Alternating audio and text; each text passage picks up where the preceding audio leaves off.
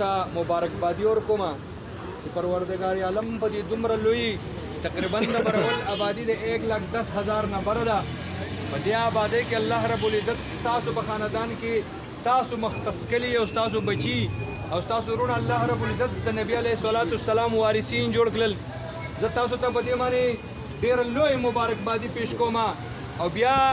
د جمعیت علما اسلام درباره او خاص کر د برول هغه نوجوانان او هغه شازلمی چې هر سړی ځان له لګیا په دکاندارۍ کې پیسې ګټي،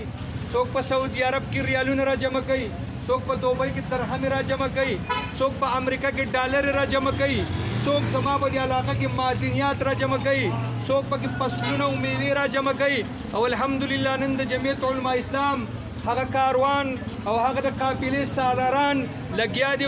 یو عالم د موتی په شکل کې را جمع کوي او د تسبیح په هغه کړۍ کې پوهي چې دا سباله د دې قوم د رهنمایي، د دې قوم د بلایي، د دې قوم د تربیت او زماره مستقبل د ماشومانو د روښانه ژوند لپاره او بالخصوص د پوره امت مسلمه او د پوره عالم چې څومره په دنیا کې کو کفر دی او که اسلام دی دا هو الله رب العزت د هدایت ذریعہ جوړوي او دا خلک لګیا دي خپلې پیسې خرج کوي، خپل وخت صرف کوي او یوازې د دې خلکو د دنیا سوچ نه چې د دې په ترقیاتي مت کې، د دې په انفراسټرکچر کې، د دې په تعلیمي امور کې، د دې د صحت په امور کې او داسې د دنیا په دوړ او په ترقۍ د شاملېدو سره سره د دې خلکو د آخرت سوچ هم کوي. نو د دې خلکو سوچ د دې مهنت او صحیح ته داد پیش کوم. زه لږ بیمار یم، طبیعت مې ټیک نه دی، ملګرو ته پته هسپتال نه رالم، خو یو ځل بیا هم ستاسو د دې خلکو ډېره زیاته شکریا ادا کوم. مولانا عبدالله صاحب د علم په اهمیت سره خبره وکړله چې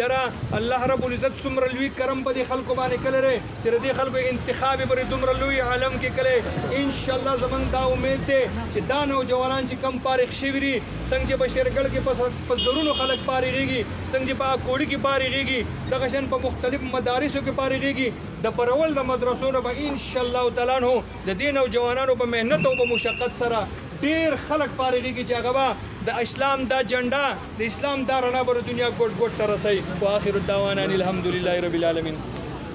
ماشاءالله دا انجینر محمد نبی صاحب دینه بعد علم کې دا خبره ده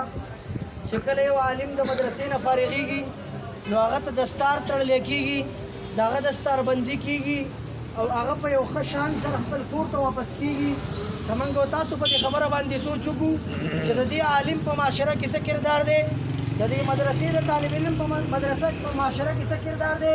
د ده نه د خلکو توقعات څه دي، دی به دنیا ته څه میسج او پیغام ورکوي. څو ورځې مخکې موږ او تاسو وکتل چې د ټیک ټاک هغه یو شیدایي هغه رالګي خپل مور او پلار وژني، په خپل مور او پلار باندې ډزې کوي. عزتمندو مسلمانانو، زما علما کرامو چې به د ټیک ټاک بد ویل، زما علما کرامو چې به کله د پبجي خلاف بیان کو او نوجوان نسل به د هغې نه دنیا نه به رغبت ورکاو دین طرف ته، چې زما نوجوان نسل به هغه عالم په ټارګېټ کاو، هغه به په ټارګېټ باندې کو چې دا مولا ما د پبجي نه منې کوي، دا عالم چې کوم دی نو دا د ټیک ټاک خلاف دی. نن سبا خو سوشل دور دی، هر چا ته اختیار دی چې خپله زندګي څنګه تېروي. ما په دې باندې خبره نه کوله، ما به د شریعت په طریقې کار باندې خبره کوله چې په دې الله خفه کېږي، په دې د الله رسول خفه کېږي، خو د دنیا هغه مفاد هغه هم نن د ټیک ټاک د لاسه زما استاد د لاس نه ووتل. په تخبایي کې پلار رالګي او خپل زوی ولي په کامبټ کې زوی رالګي او هغه خپل مور او پلار ولي. دا تربیت چا ورکو؟ دا موبایل دغه ځای ته ورساو، دا ټیک ټاک ورساو، دا غلط تربیت دغه ځای ته ورساو، دا د هغه خپل ذاتي کردار دغه ځای ته ورساو. یو عالم دین به په تاریخ کې څوک ورغی چې 1400 کاله وشو هغه راپاڅېدلی خپل پلار یې ویشتی، یو عالم پلار به څوک ورغی چې هغه راپاڅېدلی یو خپل عامي زوی چېرته ویشتی. دا ولې؟ دا د رسول الله صلی الله علیه وسلم متبعین دي. نو دا ګیر او پټکې څو ورځې مخکې ټولې دنیا په دې باندې کوشش وکړو چې دا خلک ټیرریست دي، دا دهشتګرد دي، دا خلک دهشت پلا وهي. خو نن مدرسې او مولا او عالم دین او طالب علم دا خبره ثابته کړه چې دا زما دا سپین پټکې دا د امن نشانی ده. رسول الله صلی الله علیه وسلم چې به کله عامه زندگی تېروله نو په سپین کپړه کې او په سپین پټکي کې به یې تېروله. کله چې به جهاد دپاره تو او د پریشر دپاره به کله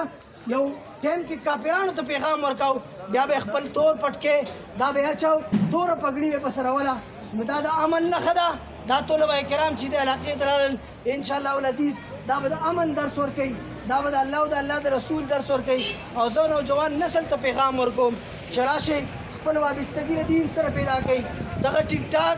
دغه نیټ دغه پبجي او دا پالتو څیزونه دا زموږ دنیا هم تباه